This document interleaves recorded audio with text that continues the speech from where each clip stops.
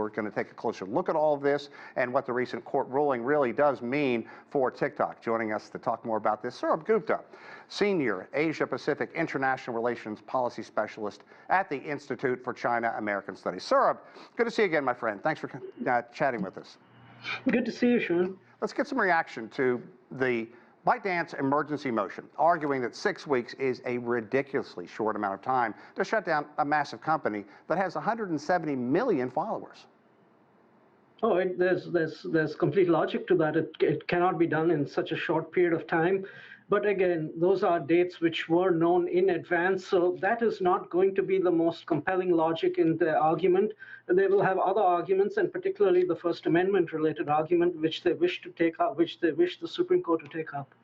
Okay, a couple of big points here. So Friday's ruling, how does it impact TikTok, its operations, and the future in the United States? TikTok making the point, and this is important, that there is a reasonably high chance that an appeals court will overrule this decision. And look, not to get lost in all of this, U.S. President-elect Trump vowing to prevent the ban. So how does all of this weigh in?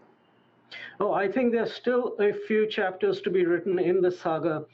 Coming first to your point in terms of the First Amendment-related issues, you know, the First Amendment issue, it is a massive issue out here, simply because the president has extraordinary power. Mr. Biden has extraordinary power through emergency powers in terms of banning, but not with regard to informational material and personal communication material under which this falls. And so TikTok can make the case to the Supreme Court that, yes, this is being banned under national security reasons, but those national security reasons cannot be conjectural. They have to be real. You have to show those national security reasons that they have been applied. And yes, the court is saying it's been applied elsewhere, but not here. But you have to show that it has been applied out here. And so that's one argument that will be made. Secondly, I don't know how strong the TikTok's legal team was in terms of making the argument that this is an intermediary, and it has intermediary. It has from a liability standpoint, it has a certain degree of protection per Section 230 of the Communications and Decency Act, and so the TikTok can make that argument too. Finally, the argument with regard to Mr. Trump. You know, Mr. Trump comes in. He comes in one day after TikTok is supposed to have been sold. Right. But Mr. Trump doesn't have to.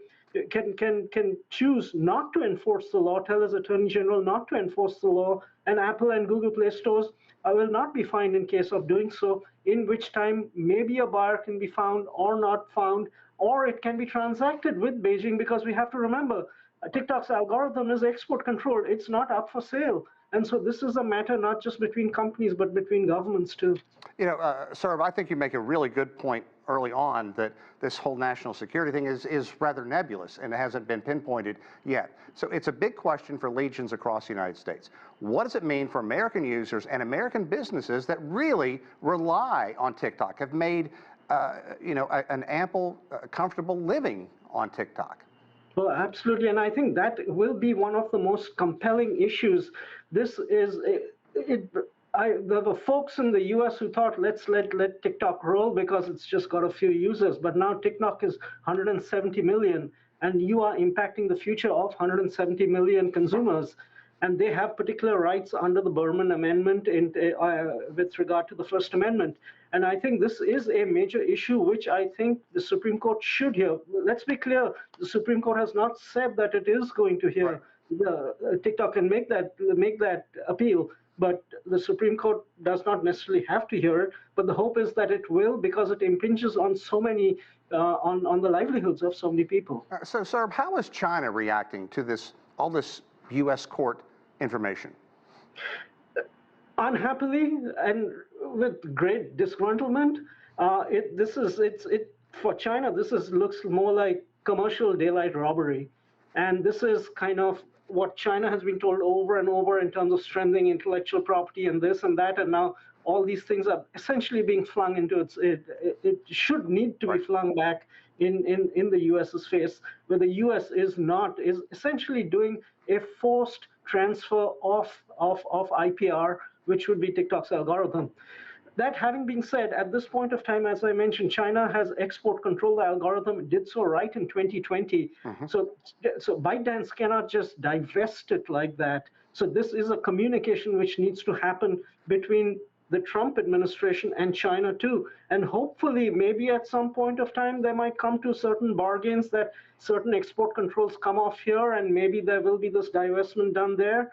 But this is something which is very much in place. So rather than just the legal arguments going forward with the Supreme Court and with maybe a Trump Attorney General thereafter, it's also a matter, I think, which will come to which Mr. Xi and Mr. Trump will have to discuss at a point of time in 2025. Sir, we don't have a lot of time left, but I really want to talk about the broader implications of this. You're getting into that. U.S.-China relations. What are the broader impacts of all this? It's hard to say what the broader implication is. I mean, of course, one of the key areas is technology competition and technology controls.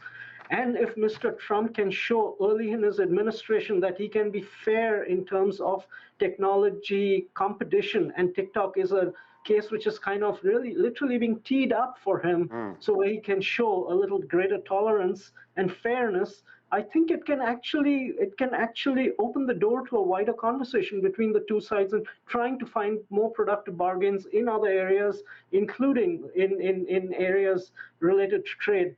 But I think at the bottom line, the case that needs to be made is this is about people to people, because at the end of the day, it's 170 million people on an app which the Chinese side invented, but which is doing great out here. And this can be a basis to create a greater bonding between the two sides, if nothing else at the people to people level.